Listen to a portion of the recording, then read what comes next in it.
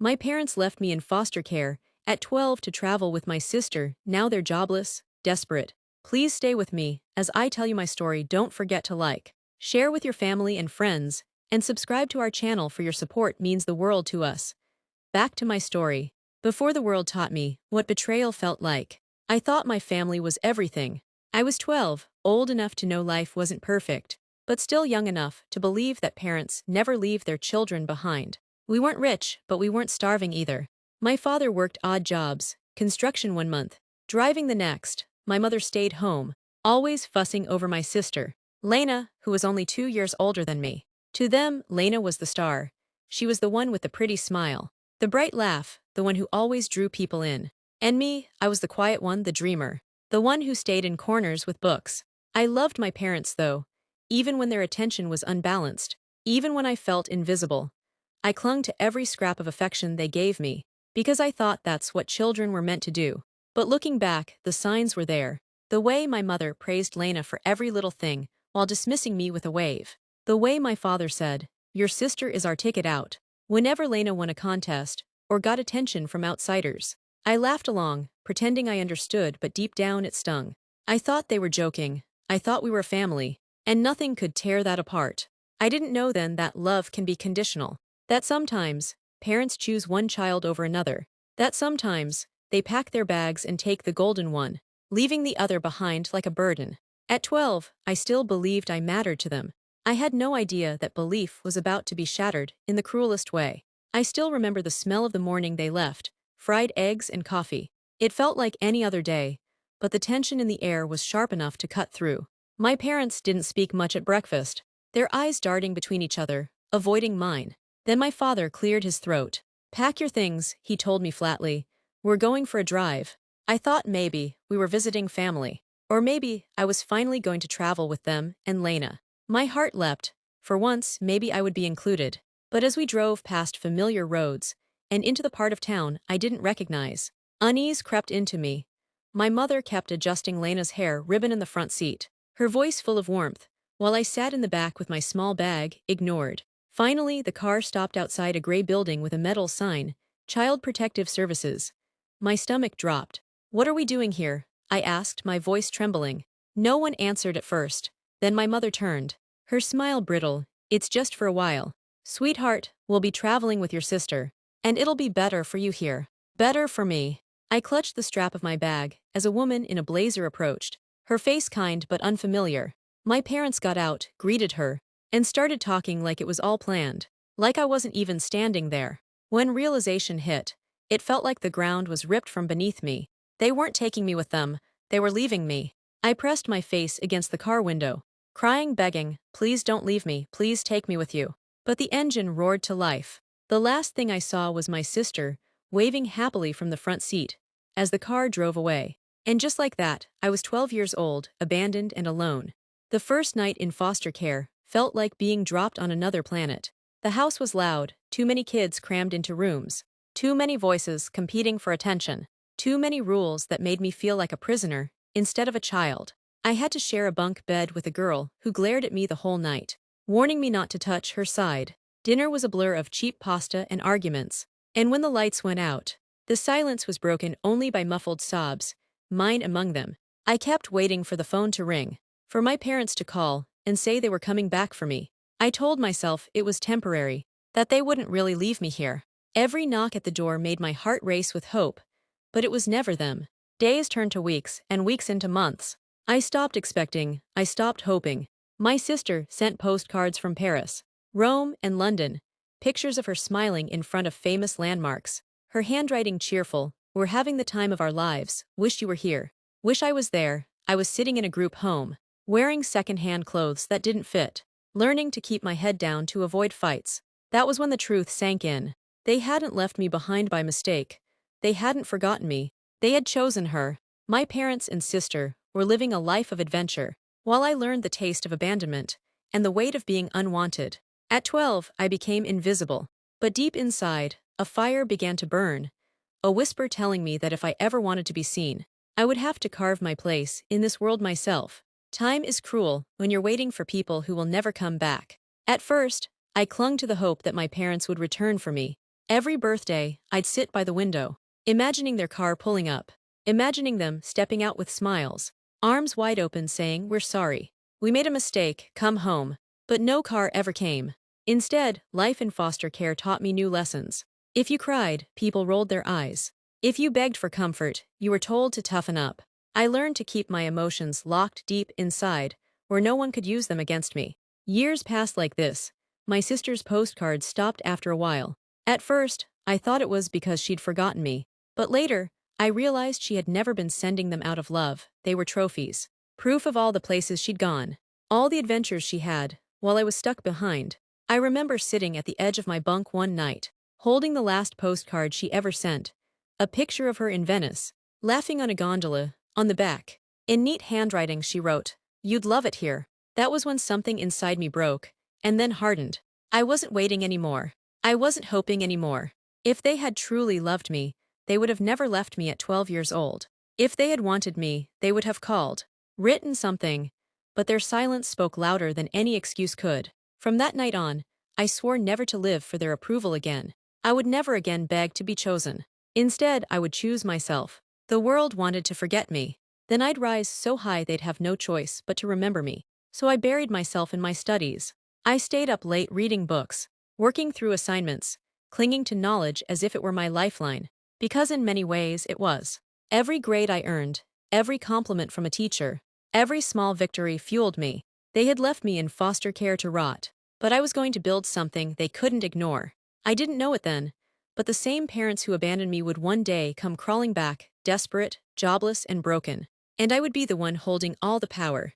Pain can do two things to you: break you or build you. For a long time, I thought it had broken me. But slowly, I began to realize it was forging me into something harder, stronger. I stopped waiting for love that was never coming, and poured everything into my own survival. School became my battlefield, and every exam was a weapon. While other kids in foster care rebelled, ran away, or gave up, I sharpened myself in silence. I wasn't going to just survive, I was going to thrive. Teachers noticed me, the quiet girl who never asked for help, but always turned in work polished like gold. One teacher pulled me aside once and said, "You've got something in you. Don't waste it." That was the first time in years an adult had looked at me and seen potential instead of a burden. But success didn't erase the bitterness. Every A+ on my report card made me think of my parents. Would they be proud now? Would they even care? And then I'd remember the day, at the gray building, their car driving away, my sister's happy wave. And the bitterness turned into fire. I told myself I didn't need them. Still, on lonely nights, I couldn't help imagining what it would feel like if they walked in and said, "We're proud of you," but they didn't. They never called, never wrote. By 16, I was working part-time jobs, saving every dollar. While my parents and sister posted pictures of yachts, resorts, and fine dining, I was scrubbing dishes, babysitting, and tutoring other kids. And yet, deep inside, I felt richer than they ever could. Because what I was building wasn't just money, it was independence. I promised myself that when I turned 18, I would never look back, no matter what happened. I would stand on my own feet. They had chosen a life without me, and I would prove that I could create a life without them. The fire in me kept burning, and I had no idea that someday, that fire would be the only light left when their world went dark. The day I turned 18, I walked out of foster care with nothing but a duffel bag of second-hand clothes and a folder of documents. No balloons, no cake, no family waiting outside, just me and the world. But instead of fear, I felt something else: freedom. For years, I'd lived under the shadow of being the abandoned one. Now the weight was gone. No more waiting for parents who would never come. No more hoping for postcards that would never arrive. I was free to write my own story, and I was determined it would not end in tragedy. College was my first victory. I'd worked hard for scholarships, scraping together every cent from part-time jobs, applying for every grant I could find. When the acceptance letter arrived, I held it in my hands until the paper nearly tore. It wasn't just an education. It was my ticket out of invisibility. Those first semesters weren't easy. I juggled classes during the day and jobs at night. Sometimes I ate ramen for weeks. Sometimes I cried in the bathroom from exhaustion. But every struggle reminded me why I was there. I wasn't just studying for myself. I was proving to the world, and to the parents who left me, that I could rise from the ashes they tried to bury me in. Slowly, life began to change. Professors noticed me. I earned awards, internships, and opportunities I'd once only dreamed about. For the first time, people looked at me and didn't see the forgotten foster kid. They saw potential, they saw strength, they saw me. And yet, even in my victories, there were nights when I'd scroll through social media and see Lena, my sister, posting photos of luxury, beaches, private villas, designer clothes. My parents smiling beside her, living the life they abandoned me for. It hurt, yes, but instead of breaking me, it fueled me. They had chosen her, they had left me, but I was building something stronger than all their vacations combined. They thought I'd be nothing, and one day soon, they would find out just how wrong they were. I was 24 when I first heard the whispers. A mutual acquaintance from back home told me, almost gleefully, "Your parents aren't doing so well anymore." At first, I didn't believe it. For over a decade, I'd seen them parade their wealth and travels online. My sister Lena posting pictures with cocktails on yachts. My parents smiling in front of five-star hotels. They had built their whole identity around luxury. How could it crumble? But then the signs became clearer. The glossy posts slowed. Then they stopped altogether. Months went by without a single update. And finally, one picture appeared. Lena, still trying to look glamorous. But the background wasn't a resort. It was a small, cramped apartment. The fall had begun. Word trickled in through neighbors and extended relatives. The business deal my father had bet everything on collapsed. Their savings drained fast. The friends who once showered them with attention disappeared the moment the money dried up. People who once envied them now whispered about them in pity. And suddenly, my parents, the ones who abandoned me in foster care, were just like me at 12 years old. Powerless, alone. I should have felt satisfaction. But instead, I felt something stranger. A quiet sense of inevitability. I had always known the life they built was hollow. They had traded love for appearances, traded their child for luxury, and now the luxury was gone. Meanwhile, my own life was steady. My career was growing, my savings account filling. I wasn't rich, but I was secure. Secure in a way they had never made me feel as a child. That's when the calls began. First, a voicemail from my mother. Her voice trembling, "Please call us back, we need you." Then a message from my father, "You don't understand what we're going through. You're still our daughter, help us." The same parents who once chose my sister over me. The same ones who left me in foster care. The same ones who never looked back. Now they were desperate. Now they were knocking on the one door they thought they'd never need. And this time, I was the one with the power to decide. I'll never forget the first time I saw them again, after all those years. It was a rainy evening, and I was coming home from work when I saw two figures standing by my apartment door. At first, I thought they were strangers, but when they turned around, my breath caught. It was them, my parents. They looked nothing like the people who had left me at 12. My father's once proud posture was bent with exhaustion, his expensive suits replaced by a worn jacket. My mother, who had once worn pearls and silk, now stood shivering in a cheap coat, her eyes swollen as though she had been crying for days. And beside them, my sister Lena, the golden child. But even she wasn't the same. Her hair was unkempt, her face pale, her eyes downcast, the confidence, the smugness I had seen in every postcard and picture, gone. "Please," my mother whispered the moment our eyes met. "We need your help." I stood frozen, keys still in my hand. All the memories came flooding back, the gray building, the sound of their car driving away, Lena waving happily, while I cried for them to stay. "You left me," I said finally, my voice sharper than I intended. "You chose her, you chose the world. You left me in foster care like I was nothing." My father stepped forward, his voice breaking. "We made mistakes. We've lost everything. We have nowhere else to go." For years, I had dreamed of this moment, of them standing before me, stripped of their pride, begging. But now that it was here, I didn't feel triumph. I felt the weight of choice pressing down on me. I could forgive, I could help them, give them shelter, give them food. Or I could let them taste the emptiness they had fed me all those years. My sister finally looked up, her voice barely a whisper. "Please, don't turn us away." The girl who had been chosen over me now stood just as desperate as the parents who once worshipped her. For the first time in my life, they all needed me, and I had to decide what they were worth. I let them inside, though every step they took across my clean floors felt like an invasion. They sat on the couch, dripping rainwater, shivering, looking nothing like the proud family that once abandoned me. For a long while, none of us spoke. Finally, my father broke the silence. "We need a place to stay, just for a while, until we get back on our feet." I laughed, bitter, sharp, the sound of years of pain escaping. "Back on your feet? You mean like the way you kicked me off mine when I was 12? My mother flinched. We thought it was best. Best for who? I snapped. For me. Or for you, so you could live your dream life with Lena, while I rotted in foster care. Lena shifted uncomfortably, her eyes darting to the floor. We didn't know it would be like that for you, she murmured. Her words sliced through me. Didn't know. They had known exactly what they were doing when they left me crying in front of that gray building. They just didn't care. I stood, pacing the room, my anger a storm I could no longer hold back. Do you know what it's like to wait by the window, every birthday, every Christmas, hoping your parents would come back? Do you know what it's like to see postcards of your sister smiling in Paris, while you're eating cold pasta in a group home? Tears filled my mother's eyes. My father lowered his head in shame. And for the first time, I realized I had something they didn't. Dignity. I stopped pacing and looked them dead in the eye. You left me with nothing. You taught me to survive without you. And now, you want me to save you. Silence filled the room, heavy and suffocating. Then I said the words I'd been holding inside for years. No, I won't be your safety net. You abandoned me once. Now, you'll learn what it feels like to be abandoned. My mother sobbed. Lena's face crumpled. My father clenched his fists. But even he couldn't deny the truth. I had finally taken back my power. And I wasn't giving it away again.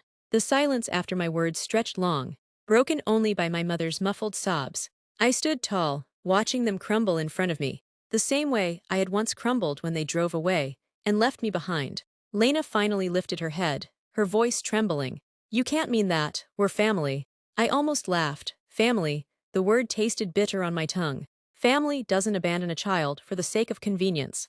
Family doesn't choose luxury trips and yachts over love. You stopped being my family the day you left me at that gray building. My father tried one last time, his voice low, desperate. Please. We have nowhere else to go. If you turn us away, we'll lose everything. I leaned closer, meeting his eyes. No, you already lost everything. This, I gestured to my apartment, to the life I had built with my own hands, is everything. And it was mine alone. You didn't help me. You didn't raise me. You didn't even check if I was alive. So now, you don't get to claim me. The storm outside pounded harder against the windows, almost echoing the storm inside me. But unlike the child they left behind, I wasn't powerless anymore. I was in control. I walked to the door and opened it. The rain was falling in sheets, the streetlights casting a cold glow on the pavement. You should leave, I said quietly, but firmly. Find your own way to survive, just like I had to. They didn't move at first, stunned into stillness. Finally, my mother stood, clutching her coat tighter. My father rose beside her, his face hollow. Defeated, Lena trailed behind, her eyes glistening with tears, no words left to say. As they stepped into the rain, I felt something inside me settle. Justice, not loud, not explosive, but cold, final, undeniable. They had left me with nothing at 12 years old. And now at last they had nothing. The tables had turned. I closed the door and exhaled. For the first time in my life, I wasn't the abandoned child anymore. I was the one who walked away. Months passed after that rainy night, and life moved forward, mine at least. I kept building, my career blossomed, opportunities opened, and for the first time, I wasn't defined by abandonment, but by resilience. I bought my own home, filled it with warmth I had once craved, and built friendships that felt more like family than the people who had left me behind ever did. But they did not rise. I heard pieces of their story through whispers. My parents moved from one borrowed couch to another. Pride gone, dignity stripped. My sister, once the golden child, found herself working jobs she thought were beneath her. The life of luxury they had chosen over me had crumbled into dust. Once, I would have given anything for their approval. Once, I would have rushed to save them, desperate to finally be chosen. But I wasn't that girl anymore. One evening, months later, there was a knock on my door. I froze for a moment, a part of me knowing who it was before I even looked. And I was right. It was Lena. She stood there, thinner than I remembered, her eyes hollow, her hands trembling. Please, she whispered, can we talk? For a moment, I almost opened the door, almost let the child inside me, the one who once loved her family with everything she had, take over. But then I remembered the postcards, the laughter, the way they drove away without looking back. I wish you well, I said softly, but this door is no longer yours to knock on. Her eyes filled with tears as I closed the door gently but firmly. For the first time, I realized the truth. I didn't need revenge. Their downfall was its own punishment. I had built a life they could never touch. And while they faded into shadows of their former selves, I stood in the light I had fought to create. They left me at 12 with nothing. Now, they were the ones left with nothing. And I finally had everything that mattered. Like and subscribe to our channel for more stories.